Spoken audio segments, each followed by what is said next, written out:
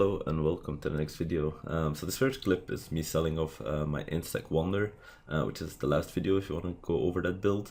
I managed to sell it for 6 mirrors in one trade, which definitely saves a lot of time because a lot of these expensive pieces would take a long time to sell.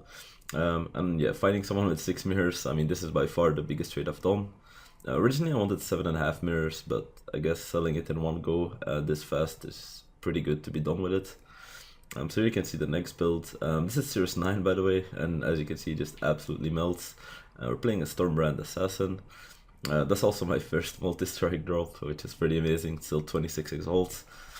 So I've been planning to play Stormbrand for quite a while, a couple leagues now, but I never get around to it, since I always end up doing different builds.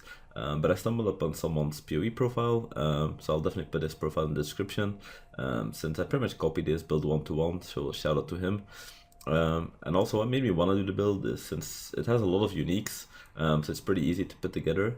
But then the rare slots, you can make some really nice gear for them, which is what I did, because I enjoy crafting after all. So I made the build really nice. It's cheaper than the Instack Wonder for sure. I still have, I think, 2.5 or 3 mirrors into this one, but you can definitely do it on a way bigger budget than that. I'll show you once I go over the gear. But as you can see, this build, I mean, it's absolutely insane. Single target, we're just insta-phasing bosses, Uber Elder, Maven, like everything is very easy on this build. Can also map very fast, which is what I really enjoy about this build. This is a really nice all-rounder. You're also not that reliant on Headhunter buffs, since we get so much move speed from Inya Slippers and like Persecutor's Emblem and stuff like that. So even without Headhunter buffs, you can just zoom really fast through maps. The other nice thing about it, playing Stormbrand, so for bosses, pretty much just put your brands down and then you're free to dodge and do whatever you want, and the bosses will just die. You can even off-screen bosses pretty much. In terms of map modes, you can do all map modes as well. The only thing you gotta look out for is LE Reflect. Now, Assassin, on the Ascendancy, you do get Reflect immune if you crit, but for that we need our power charges up, so there's a chance that if you do a LE Reflect map, that the first pack, because obviously you have to hit something to get your power charges, that might just kill you, so I would not run LE Reflect maps on this. You can technically evade this by getting Reflect immunity on your jewels, but there's no need for that. So here we are in game. I'll try to quickly go over the gear and the gem links and stuff like that. So for the weapons, double void battery, +1 power charge. You want to get 20% cast speed on these. Getting high mana is also really nice because we don't have much mana to work with. You also want the enchant 1% elemental damage per 2% quality. And then you can either Hillock them to 28% or Beastcraft corrupt them to 30%. Either works. Badge of the Brotherhood, really strong for power charge stacking builds. Since we have 12 power charges, we also get 12 frenzy charges. I mean, you can see here the bonuses, they give a lot of bonuses, so very nice. Headhunter, not much to say, pretty much best in slot for any mapping build. If you just want to focus on bossing with this build, you can definitely go for a rare Stygian Vice with some damage rolls on it, or help you cap resist, since we're pretty resist starved on this build. Replica Inyas, now these boots, originally we don't get much move speed in hideout, but once our power charges are up, these boots give us 60% damage, 60% move speed, and then some life and int. Now for the enchant, you want either damage pen or lightning damage if you haven't killed recently. Both enchants give roughly the same damage, so they both work. Now for the rings, we're using Precursor's Emblems. Now these rings can get very expensive, so the main thing you want on them is +1 to maximum power charge, which already starts at 50 or 60 exalts. And then there's 2 other good mods, so you can get 5% damage per power charge, which is really strong. And then the other mod is lightning damage per power charge. Now I don't have this, but that's the other ideal mod you want. But these rings are very expensive. If you can't afford them, you can use rare rings. So it's up to you. Using rare rings also will help you a lot with your resist, and it's pretty hard to get resist capped with all these uniques. Now as for the crafted items, so my helm, so I've elevated lightning damage to spells. You can have this non-elevated. The power charges, again, you can have this non-elevated. The power charges, especially the 10% chance, it's not that big a deal since we get power charges very fast as an assassin anyway. And then double res, life, crit multi, also elevated. Now the normal one goes to 20% if it's not elevated, which again, you can definitely do. This is just for min-maxing purposes. And now the enchant, I went with chain an additional time. There's an enchant that also gives you 12% pen. which would technically be more damage, but for mapping I just prefer this enchant, and we have enough damage for bossing as it is, so that's why I went with this enchant. The body, so we have Explode, Life, Life has extra ES since we're a hybrid build, a Resist, and then 10% chance to gain Frenzy on hit, and Int. Now the Int, the main reason we got this, since Elevated gives you +1 to in gems, and these gems are all in gems, so we get +1 to pretty much all our gems in here. So if you don't have that Elevated, you may as well just go for Resist or something else instead there. Movement speed percentage, very nice, but you mainly want the 10% chance to get a Frenzy on hit for Frenzy Charge Sustain. Lightning Resist, and then the Explode is very nice elevated since we're not a Fizz build, so getting 5% instead of 3 is very nice. But if you want to save money, you can just go for non-elevated there as well. The gloves, so we went for double res here, Culling Strike, Unnerve, Life, and Spell Damage. The Life is tier 2, I was still rerolling this to get tier 1. But as for the other rules, the Culling, you can technically also get non-elevated if you want to save some money.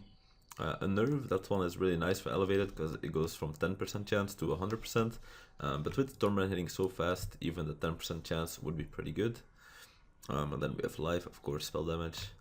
I think that's it for the gear. A Quicksilver, Cinder Swallow, Bald Fate, Wise Oak, and a Mana Flask. Most of these are standard, the mana isn't. Now, the reason I use that, since we're using Zealotry, Rat, and Herald of Thunder, which leaves us almost no mana. So you can't really just spam your Stormbrand since you have like no mana regen, but with the flask up you can just keep spamming as much as you like, which definitely I think is worth the flask slot to be able to fit in an extra big aura since these skill or damage a lot. Quicksilver as well, another person I saw this build in, he's using a Serious Promise and he drops the Quicksilver since this build already goes so fast, but I still prefer using a Quicksilver. But if you just want more damage, you can use a Serious Promise in this slot instead. Pantheons, I mean, I don't really use these too often, so it's up to you what you want to use here. Next up, the skill tree, pretty standard for power charge stacking build again. Most assassin skill trees are roughly the same. Transcendent Flesh here, 56 crit multi, very strong. Then my clusters, I suppose, so you want to use Vengeful Commander and Stormbreaker on both of the large clusters. And then here we have Disorienting Display for blind, and here we have Dorian Aslashan for Life Leech, since the other sources are all Energy Shield Leech that we get. So you have Leech for both, this makes it a really nice hybrid build.